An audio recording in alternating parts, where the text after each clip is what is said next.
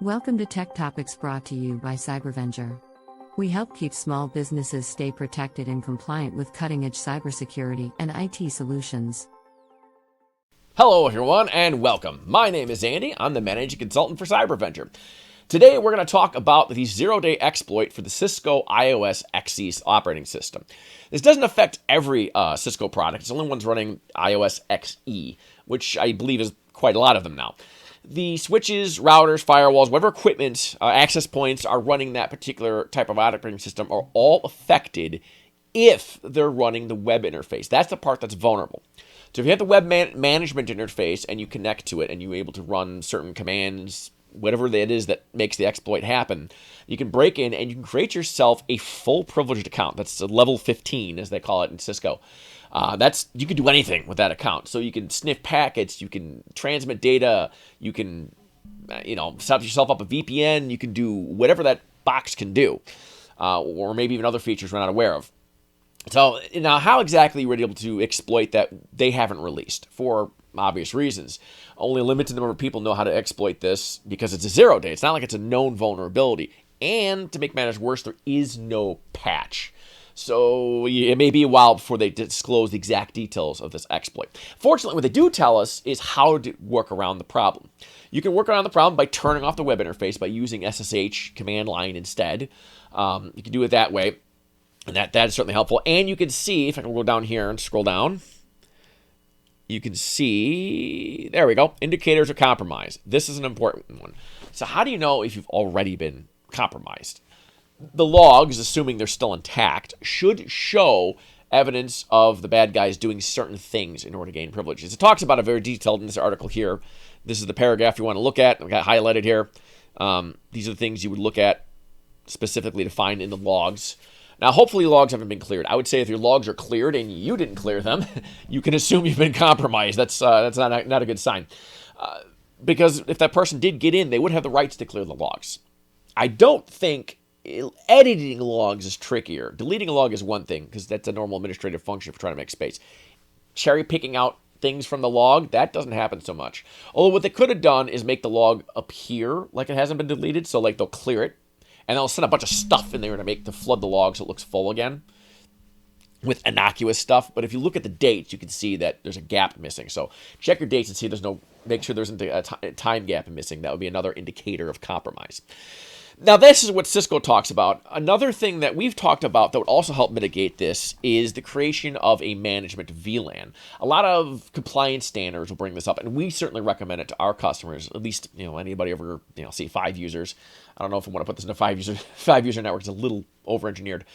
But if you have a VMware ESXi or vSphere or Nutanix or some virtual cluster, you probably want to put your management IP address on one VLAN. Along in that same VLAN, maybe your ILO, and that same VLAN, your switches and your routers, the management interfaces to get to them, to those hardware devices, those key infrastructure points, possibly like the interfaces to your UPSs, things like that nature. Management VLAN, kind of like an IoT VLAN, but specifically things that are command and control to your network.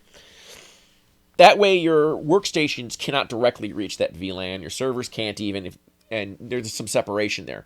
And you don't want it, just because it's a separate VLAN doesn't mean it's automatically protected. You got to put rules and ACLs and such in there to make sure that workstations can't reach it at whatever port. That alone could stop an attacker from executing an actual exploit on your network. If they're outside your network, they're on the internet, they can't get past your firewall, they're not going to be able to reach the management VLAN. Even if they've compromised a workstation, even if they compromised a server, they're still not going to be able to reach it, and thus they won't be able to do this particular access, this particular exploit. Although I'll say I don't know that you need switch level access if you already own somebody's server, but a lot of attackers will do the island hopping approach. That's a real strategy and a very valuable one.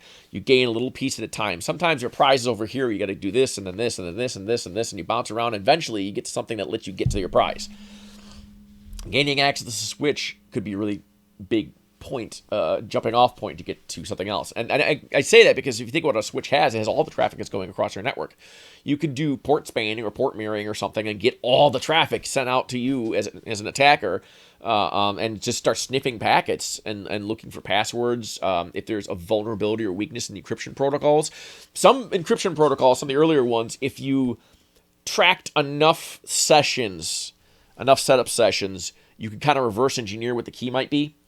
So again, if you had a good encryption protocol, yes, you're not vulnerable to that. You'd have to be weak in two places, but that's kind of the point of having layered security. That's why layered security is so important, because you're almost always weak in something, and you don't even know it. We've been vulnerable to this for Lord knows how long. Nobody knew about it until someone was actively being exploited by it. And we don't know for how long that's been going on either. So security layers is important for that. Separation of systems is important for that. Security boundaries are important for that reason. And that's why a lot of these things that seem like security theater aren't. They have practical applications. So hopefully that changes some people's minds into some of the hoops we got to jump through to secure things as to why we do that. It's not just busy work. It's not pointless. This right here should demonstrate the value of that kind of separation. That's all I really got on this one. I like to tell people whether things are hype or not. I'd say this is not hype. If anything, this is being understated by the security community right now. Nobody out there's talking about this. I really kind of had digged for today's news. So hopefully this video will help you. And if you have anything that's internet facing, you need to immediately shut that off. And in general, you should never have something facing the internet that's a need to be. You shouldn't have your routers, your switches, your file. None of that should have a management interface on the internet. You got a router, of course, that's got to be on the internet, but the management interface itself doesn't need to be. You can have it accessible only from a particular inside trusted network, and that would help. So that's all I got this week. I appreciate you watching, and have a good one. Thanks for watching.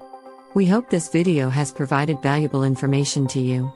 Be sure to share this video with other small business owners to spread the word about the importance of cybersecurity. As always, don't forget to like and subscribe for more videos like this. If you want more information about cybersecurity, visit us at www.cybervenger.com.